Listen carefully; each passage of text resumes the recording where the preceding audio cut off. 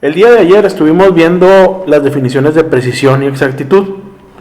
Vimos la relación que tienen tanto la precisión con el error aleatorio como la exactitud con el sesgo o los errores sistemáticos.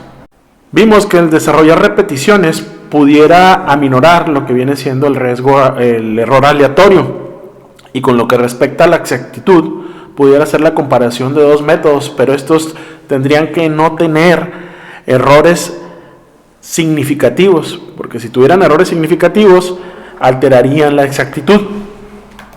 En lo que respecta a los muestreos, debido a que desarrollar un censo para caracterizar toda la población es muy costoso, lleva mucho tiempo y se tendría que tener mucha ayuda de otras personas, e incluso cuando son materiales en mucha cantidad también es imposible desarrollar una caracterización completa de la población. Es necesario desarrollar un muestreo. Por decir, si nosotros quisiéramos analizar la grasa en un lote de leche que está en un silo, tendríamos que tomar un muestreo de esa leche, debido a que sería imposible caracterizarla por completo. Lo que se refiere, por ejemplo, también para poder caracterizar la contaminación en un río, se tendría que hacer un muestreo en diferentes puntos para poder determinar el nivel de contaminación. O si fueran análisis destructivos de materiales o productos finales, pues sería muy poco viable, económicamente hablando, destruir todas las piezas para ver cómo está nuestro proceso. Un ejemplo de ello pudiera ser el análisis de un lote de pastillas.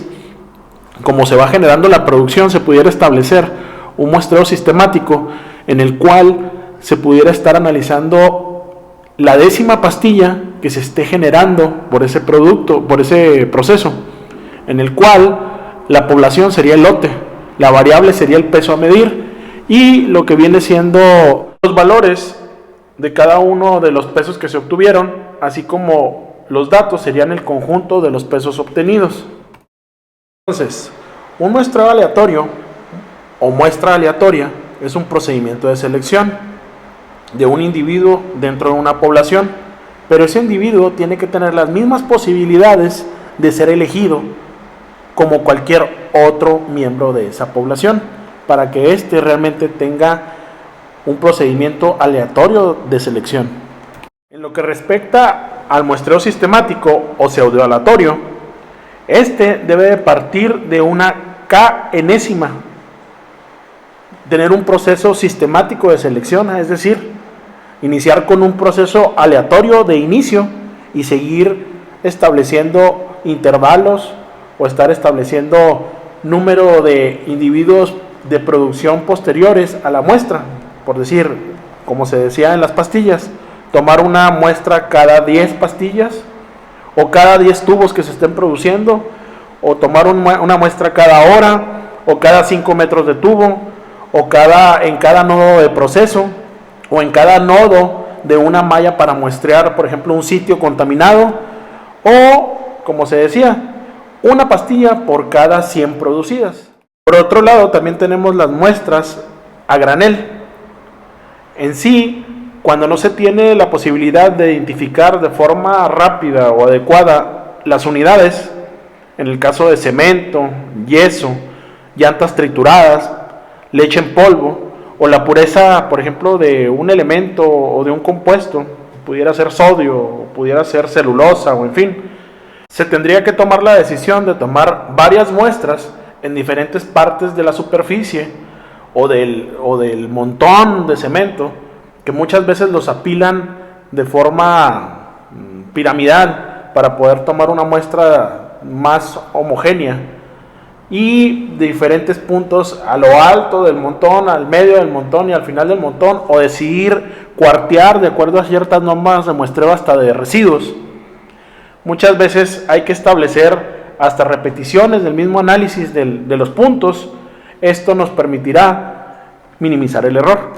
Pero hay que considerar también que existen dos fuentes de variación posibles: el error aleatorio en la medición de la pureza, por ejemplo, de lo que comentábamos del sodio, o las variaciones reales de la pureza del cloruro de sodio en diferentes puntos, porque también dentro en sí del compuesto o del elemento pudieran tener ciertas variaciones de concentración.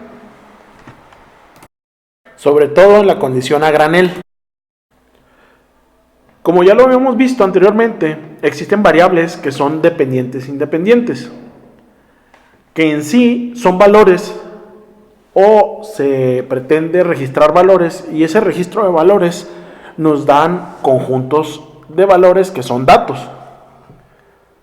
Así también, estas variables se pueden clasificar por variables cuantitativas y cualitativas o categóricas.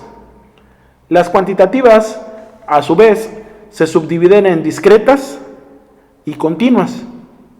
Las cualitativas o categóricas se clasifican en nominales y ordinales.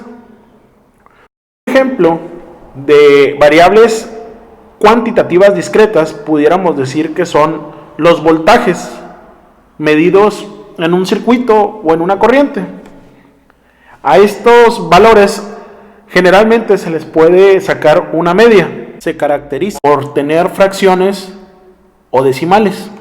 Las variables continuas, estas únicamente son valores enteros. Variables cualitativas nominales generalmente son categorías. Por ejemplo, en la escala de Likert, muy malo, malo, regular, bueno, muy bueno. O cumple o no cumple una condición, que en esta última se asignará un 1 si lo cumple y un 0 si no lo cumple. A diferencia de las ordinales, estas llevan un orden, por ejemplo, el primer lugar, segundo lugar, tercer lugar, o llevan una jerarquización. Otro ejemplo de los cuantitativos pudiera ser peso, volumen, densidad, que generalmente, como se dijo, se le puede calcular una media.